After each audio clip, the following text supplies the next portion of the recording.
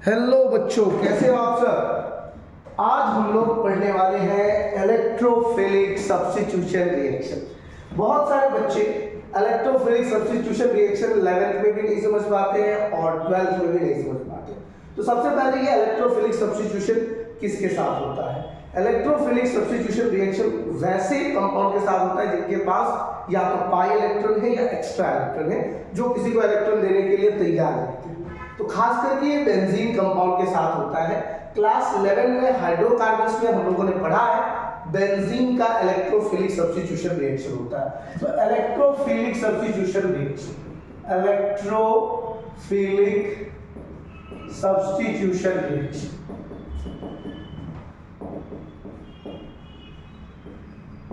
अब आपके दिमाग में क्वेश्चन आएगा, सर ये इलेक्ट्रोफिलिक सब्स्टिट्यूशन रिएक्शन के क्या कुछ स्टेप्स है, कुछ मैकेनिज्म है। मैं आपको एक सिंपल सा रिएक्शन करके दिखाता हूं। ये रहा बेंजीन। इस बेंजीन को जब आप क्लोरीनेशन करेंगे इन presence of anhydrous AlCl3 in dark and cold, तो आपको मिलता है बच्चा क्लोरोबेंजीन और HCl बाहर हो जाता है। देखो बच्चे, रिएक्शन वेरी इजी है। पहले मैं आपको बता दूं कि कभी भी डायरेक्टली बेंजीन के साथ न्यूक्लियोफिलिक सब्स्टिट्यूशन रिएक्शन नहीं होगा। बेंजीन के साथ न्यूक्लियोफिलिक सब्स्टिट्यूशन रिएक्शन डायरेक्टली नहीं होगा। ड्रेस्टिक कंडीशंस में बेंजीन न्यूक्लियोफिलिक सब्स्टिट्यूशन रिएक्शन करता है, अदरवाइज नहीं करता है। तो इलेक्ट्रोफिलिक सब्स्टिट्यूशन रिएक्शन। अब क्वेश्चन है सर, क्लोरीनेशन हमने तो देखा था कि मीथेन को क्लोरीनेशन किया था इन प्रेजेंस ऑफ सनलाइट। यहाँ पे आप लिख रहे हो एनहाइड्रस AlCl3 डार्क कोल्ड। इसका जो मेन रीजन क्या है वो अब यहाँ पे मैकेनिज्म के थ्रू आपको पता चलेगा। सो सबसे पहले नंबर पे आता है स्टेप 1 पे। स्टेप 1 का काम होता है generation of electrophiles. Generation of electrophile, generation of electrophile. अब आपके दिमाग में आएगा, सर इधर इलेक्ट्रोफाइल कहां से बनेगा। यहाँ पे तो फ्री रेडिकल्स बनने की संभावना है क्योंकि क्लोरीन है, हमने देखा है, मीथेन के साथ हमने किया भी है। नहीं बच्चों, यहाँ पे ध्यान से देखना इलेक्ट्रोफाइल कैसे बनता है। सबसे पहले मैं तुमको बता दूं, ये जो एनहाइड्रस AlCl3 है, AlCl3 अल्युमिनियम ट्राइक्लोराइड, ये एक लुईस एसिड है। बोलोगे सर लुईस एसिड क्यों है? क्योंकि एक इलेक्ट्रॉन डेफिशिएंट कंपाउंड है। इसके सामने जैसे ही क्लोरीन आते हैं तो क्लोरीन देखता है भाई ये अल्युमिनियम का सिर्फ और सिर्फ लास्ट सेल में 6 ही इलेक्ट्रॉन कंप्लीट होगा, क्योंकि इसका वैलेंस इलेक्ट्रॉन 3 है और 3 इलेक्ट्रॉन्स जो है अपना शेयर किया है एक एक क्लोरीन के साथ, तो टोटल इसके पास 6 ही होगा।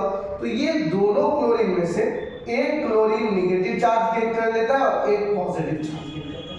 तो नेगेटिव वाला इसके पास चला जाता है, Cl प्लस बन जाता है और AlCl3 और Cl माइनस बन जाता है, यानी कि AlCl4 माइनस बन जाता है।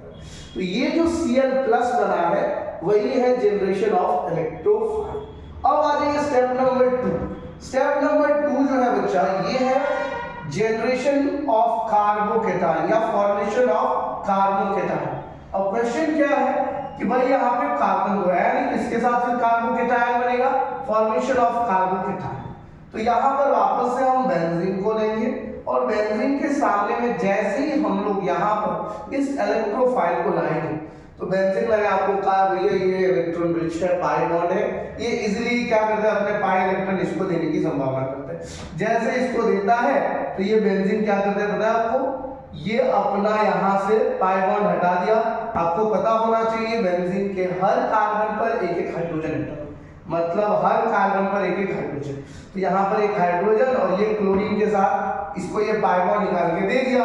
अब यहाँ पर जो कार्बन एटम था उसके पास सिर्फ 3 बॉन्ड बच गए और यहाँ पर हो गया बच्चा फॉर्मेशन ऑफ कार्बोकेटाइन। अब जो तीसरा स्टेप है मेरे प्यारे बच्चों, that is removal of proton.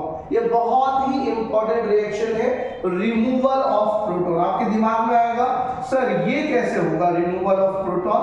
तो बच्चों आपको घबराना नहीं है, जैसे मैंने आपको बताया कि यहाँ पर ये जो क्लोरीन के साथ ये बेंजीन कार्बोकेटाइन का फॉर्मेशन भी कर लिए हैं और एक हाइड्रोजन भी है इनके पास। तो ये हाइड्रोजन से अपना इलेक्ट्रॉन और हाइड्रोजन का इलेक्ट्रॉन ले लेंगे और यहाँ पे पाई बॉन्ड का फॉर्मेशन कर लेंगे और हाइड्रोजन को H+ बना करके बाहर कर देंगे। ये जो H प्लस बना के बाहर करते हैं इसी को कहा जाता है बच्चों रिमूवल ऑफ प्रोटॉन। ये जो H प्लस मैंने लिखा है H plus that is removal of proton. तो अगर मान लीजिए यहाँ पर प्रोटॉन H प्लस आया, अब ये H प्लस क्या करता है, ये जो आपका AlCl 3Cl माइनस था इसके साथ ये रिएक्शन करता है AlCl 3 माइनस, तो ये माइनस और ये प्लस दोनों मिलकर ये HCl बना देता है और AlCl3 जैसे था वैसे का वैसा रह जाता है। तो हम लोग रिएक्शन में जनरल स्टेप में क्या लिखते हैं कि benzene plus Cl2 is equal to AlC in presence of AlCl3 give chlorobenzene और HCl। हम लोग दिमाग बस इतना लगाते हैं क्योंकि हर कार्बन पर एक एक हाइड्रोजन है, तो यहाँ पे हर कार्बन पर एक एक हाइड्रोजन है, तो इसमें से एक हाइड्रोजन HCl बन के बाहर हो जाता है और Cl यहाँ पे अटैच हो जाता है। हम ऐसा दिमाग में लगाते हैं, लेकिन मेरे प्यारे बच्चों ये जो 3 स्टेप का मैकेनिज्म है इसको याद रखने योग्य है, क्योंकि अगर आप याद नहीं रखोगे तो इलेक्ट्रोफिलिक सब्स्टिट्यूशन में फिर दिक्कत आएगी।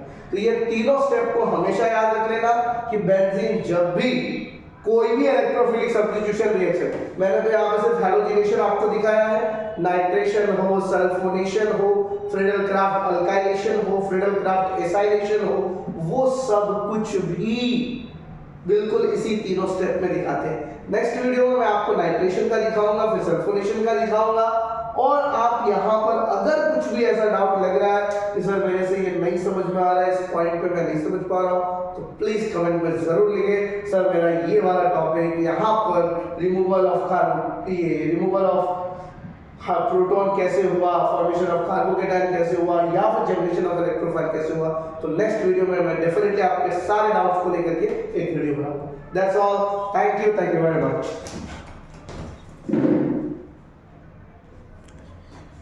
अगर आप लोगों को नहीं दिखा हो तो मैं थोड़ा सा आपको यहाँ पे दिखा देता हूँ, ताकि आप लोग, नहीं होगा तो मैं फ़ोटो खींच करके अपलोड कर दूँगा। आप लोगों को घबराना नहीं है मेरे प्यारे बच्चों, आई होप अब आप लोगों को दिख जाएगा।